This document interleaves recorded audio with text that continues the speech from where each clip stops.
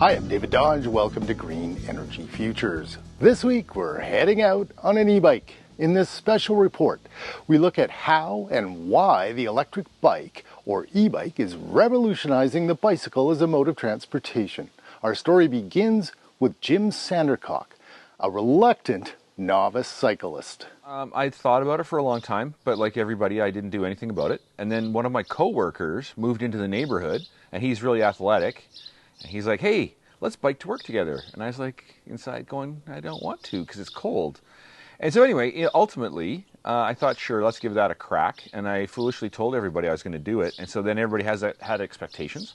Like so many of us, Jim had the best intentions prior to this. But in the end, it was good old-fashioned social pressure that got him hooked. No, it's good. I mean, I thought I was going to be sore all the time and tired all the time and risking my life all the time as a bikist.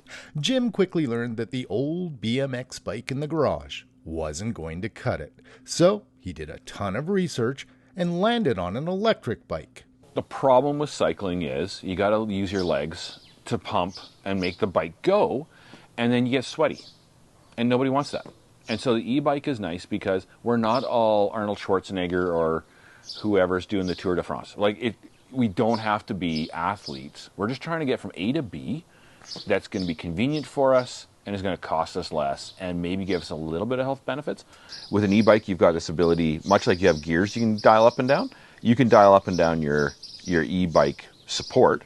And so when I'm biking, I actually try to bike enough that I actually am getting a little exercise and not overheating because I'm going to work and I'm going to hop off the bike and get right to work.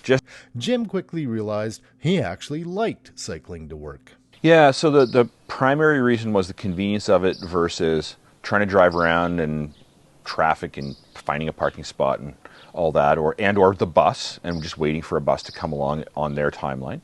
So that was the number one reason. But number two, there's a lot of savings versus having that second car.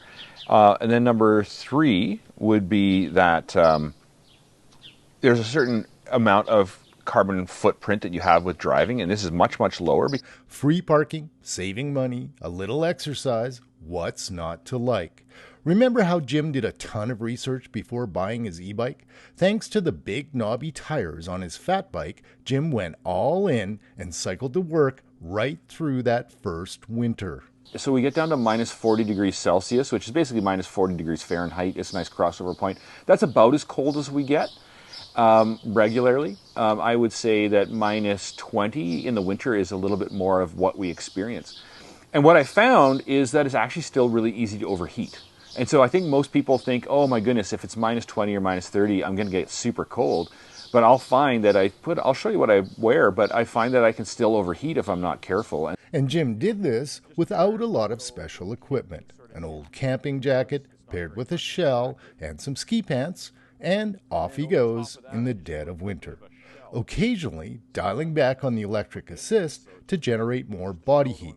However, there is one crucial piece of clothing he invested in. Probably the most important thing is to get a nice pair of heated gloves. So these are probably the most expensive clothing I did is about $100 for some electric battery-powered heated gloves, which is a godsend when you're biking. If I'm starting in the winter, starting to feel like my body's getting cold, I stay at 25 constant and I just pull back on the pedal assist. My body does a little bit more work and I start feeling warm. If I start feeling like I'm overheating, I just dial down the pedal assist, but I just keep cruising along at 25. The range of most e-bikes is about 40 kilometers, and most are restricted to 32 kilometers per hour for speed. But at that speed, Jim gets to work almost as quickly as driving. It's way more convenient. It doesn't cost you money to park.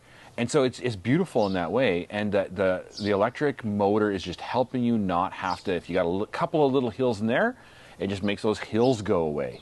Studies show e-bikes also change how we think about bikes and how we use them. E-bike owners use their bike 49% of the time for trips. That's compared to just 17% for regular bicycles.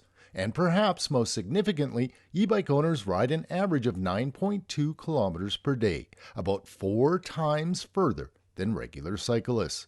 Jim found himself using his e-bike enough that it became feasible for his family to ditch one of their 2 cars. Well, I saved more than $8,800 a year by getting rid of the second vehicle because of, maintenance and payments and insurance and all the rest of it. Jim's e-bike paid for itself in the first few months compared to owning a car. Jim says his top reason for cycling is convenience. He saves money, gets to work in just 20 minutes, parks for free, and then he says he's also doing something that reduces emissions. But is an e-bike a cop-out, or is Jim getting healthier on his e-bike? Jim was skeptical at first.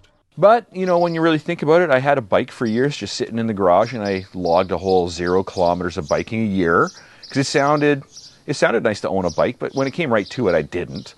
And now I'm biking conservatively maybe 2,500 kilometers a year. It turns out you burn about 444 calories per hour on an e-bike and about 552 calories on a regular bike. And since e-bike riders ride 4 times further per day, they are actually getting much more exercise than they did with a regular bike.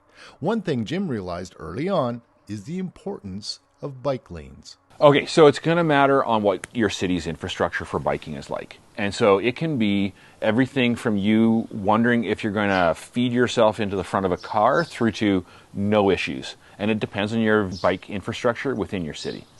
So if you've got great infrastructure where you've got dedicated paths, they're actually getting cleared on a regular basis. We've seen it in places like Finland, Norway. People are biking all the time, even though it's cold. This is very important to cyclists. One study in Berlin found that temporary bike lanes added during COVID increased cycling by between 11 and 48% in European cities. Bicycles are already the most efficient way of moving humans, 3 times more efficient than walking, and add a small electric motor, and cyclists go further faster while getting the equivalent of 2,000 miles per gallon. That's 20 times more efficient than a Tesla Model S EV, which is 3.2 times more efficient than an internal combustion engine. Sales of e-bikes are expected to reach $300 million in 2023, a 50% increase over 2019. Sales are expected to reach $41 billion by 2030. Most cities have bike share operations these days, and an increasing number have e-bikes. It's a great way to try one out, but be forewarned, once you try one, it's pretty easy to get hooked on the idea. For Green Energy Futures, I'm David Dodge.